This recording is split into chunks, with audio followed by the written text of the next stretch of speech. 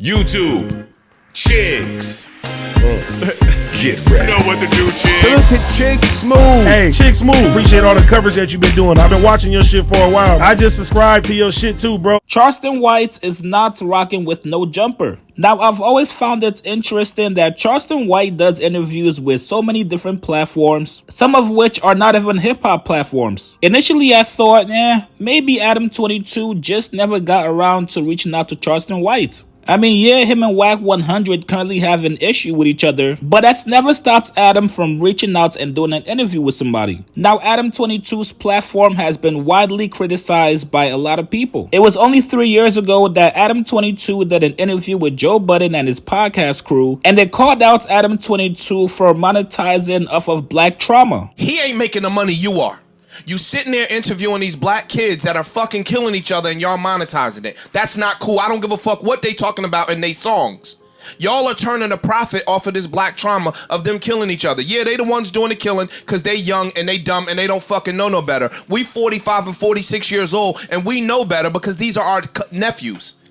So they not your nephews, and that's why you don't see the Kevin Samuels shit in the same light that we see it, because you're a white dude and you don't understand what he is. Except Kevin Samuels was causing a black drill rappers aren't worthy of being interviewed. I'm not, bruh. You're not gonna spin my words. I'm sharp. I mean, that's what I'm taking from what you're saying. No, that's not what I'm saying. I interviewed this dude and I asked him about his music and his content. True. And what I'm telling you is he's 19, 20, 21 years old. He's gonna give anything just to be on somebody's fucking camera and get some light shined on his project. I interview rappers. What I'm saying is he lost his life. I interview rappers all the time. These people are losing their lives, and you keep telling me about the business of. And I interview them, and they don't know talk better. About crazy shit. No, because they do know better. I'm telling you, most street rappers, when you interview them, are not gonna say shit about their ops, or they're not gonna whatever. Older ones. They're smart about it. Older right? ones. Smarter ones. He was someone. Saying ops? He was someone. That's a normal word to me. He was someone who was more open about the people he was beefing with. Obviously, he's like Lil Durk's top op while he was living, right? And so he's talking about his problems with Lil Durk because that's a prominent theme in his music and stuff. Stop. This ain't funny, you Parks. hang out with people who say Parks, it's not funny, Parks. Stop. His enemy is a word that has been used for as long as time. Okay. He's talking about this stuff in his content, so I asked him about it during the interview because that's what a lot of his content is about. Of course, I want to know about the conflict that he has with one of the top rappers that he has beef with. True. How can I not ask these guys about the shit they're making music about? True. You're not saying one wrong thing. Right. You are not saying one wrong thing. What I'm saying is I find it somewhat disturbing that somebody that is outside of what these boys endure on a day-to-day basis, interviewing them and monetizing it for your own personal gain when these kids are dying. This is them and their family's trauma that you guys are monetizing to turn a fucking profit. And you're calling it journalism. That's not fucking journalism. They're gaining from it as well. Content. No, they're not. Yes, they're losing. It's promoting his music career. There's a reason why these dudes, in particular, you got Ruga and FBG Cash on the screen. They both fly to Los Angeles to do an interview with me because it's promoting their career and their business that they're building for themselves. The fact that FBG Cash got into this random ass situation where his ex-girlfriend's new boyfriend shot him or whatever the fuck it was. What does that have to do with anything? That's just some bullshit that happened after the fact. Even the way you stop, ice. Yo, you and your girlfriend.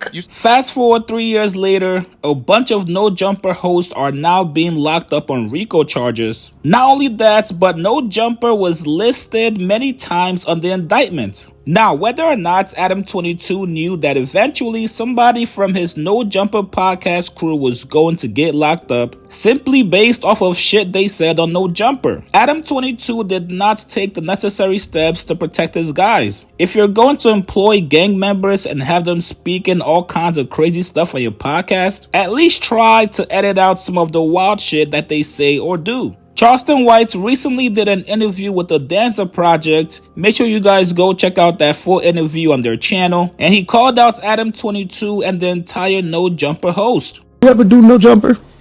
Nah, hell nah. I wouldn't dare sit down. He wouldn't let me fuck his wife. Yeah, he wouldn't let me fucking white. Did he ever reach out, or was it? Yeah, he was begging for me to do it. Yeah, he was begging for me to do no jump. I wouldn't do it. What's your opinion on their platform in general? It's a gangbangers platform. You know, I think it's for down low brothers. I think it's a down low brother platform for a group of a bunch of in closet homosexual men that's portraying to be gangsters in streets, but they punks. Yeah, they gangster gays. So I think the nigga in closet punks over there just playing, playing gangster tough guy, Crippin' blood California niggas. But yeah, they down low brothers. It's odd to see all of every nigga on that platform. I think any nigga go to that platform is a down low homosexual closet. And everybody you have up there is a criminal with gang ties. Homie, being a criminal with gang ties is not something you want to group a bunch of people in, because that enhances anything you're involved in. When you got gang ties, it enhances whatever charge, it enhances your time. No. And you got all these guys from these different sets, and everybody comes from the criminal elements of society. None of these guys is business owners. Every guy you got up there comes from the criminal elements of society with gang ties and gang affiliation, and the gang has murders and unsolved murders, and all these guys talk about is criminal activity. What else do y'all expect? And you got the white man facilitated. Niggas ain't making no money. They're not getting paid to do nothing. They gotta try to charge somebody to come up here to... Homie, you heard when they fell out, they ain't making no money.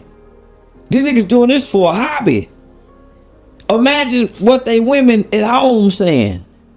Every day these niggas going up there to come talk gang politics. They probably barely making ends meet somewhere. Now, I'm not going to put all the blame on Adam 22. These are all grown men that knew what they signed up for. Nobody forced these guys to get on No Jumper.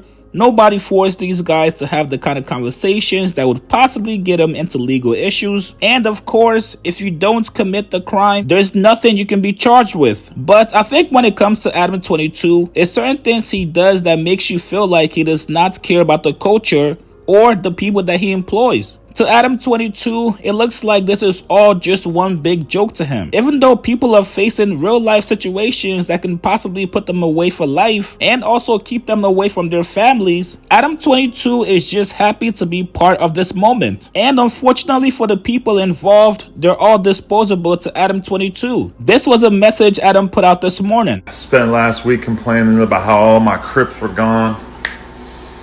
Just like that. God got me. We're getting one back. Still got 3 to pray for, but we're getting one back. God is good. Free all the Crips. Listen, man, prayers out to everybody involved. Hopefully people can make better decisions when they're out of this horrible situation. But it's hard to imagine that when you got Loose Cannon calling into No Jumper and still speaking about street stuff. You guys get in the comments below. Do you guys agree with Charleston White? Post your comments below. Subscribe to my channel, like this video. I'll see you guys later, man.